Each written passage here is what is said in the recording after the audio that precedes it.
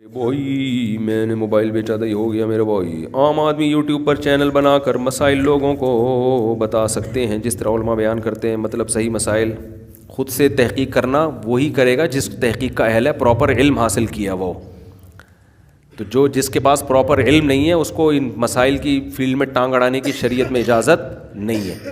ہاں وہ یہ کر سکتا ہے کہ کسی ریلائبل عالم یا کوئی معتبر علماء کے مسائل کو آگے بیان کر سکتا ہے، وہ جائز ہے، وہ تو ظاہر علم کی بات کو نقل کیا جا رہا ہے۔ خود سے مسائل مستنبط کرنا قرآن و حدیث سے یہ مجتہدین کا کام ہے، اور یہ حدیث ہی سے ثابت ہے کہ یہ ہر آدمی کا کام نہیں ہے، خود حدیث سے ہی یہ مضمون ثابت ہے جس پر میں کئی بار بیان کر چکا ہوں۔ مفتی صاحب احتیاط میں لکھا ہے کہ مستحب کے کرنے والا ثواب کا مستحق ہے اور نہ کرنے والا اس کا کوئی گناہ نہیں۔ اس طرح مباح کے بارے میں لکھے مباح وہ عمل ہے جس کے کرنے میں نہ کرنے میں ثواب اور نہ کرنے میں عذاب ہو، تو ان دونوں میں کیا فرق ہے؟ دیکھو مباح وہ چیز ہے جس کے کرنے میں نہ تو ثواب ہو اور نہ کرنے میں نہ کوئی گناہ ہو۔ جیسے آپ بیٹھے ہوئے ویسے ہی بیٹھے ہوئے ہیں، چائے پی رہے ہیں بیٹھ کے، نہ ثواب ملے گا نہ گناہ ملے گا آپ کو۔ مستحب وہ ہے کہ نہیں کرو گے تو گناہ نہیں ہے، کر لو گے تو ثواب ہے۔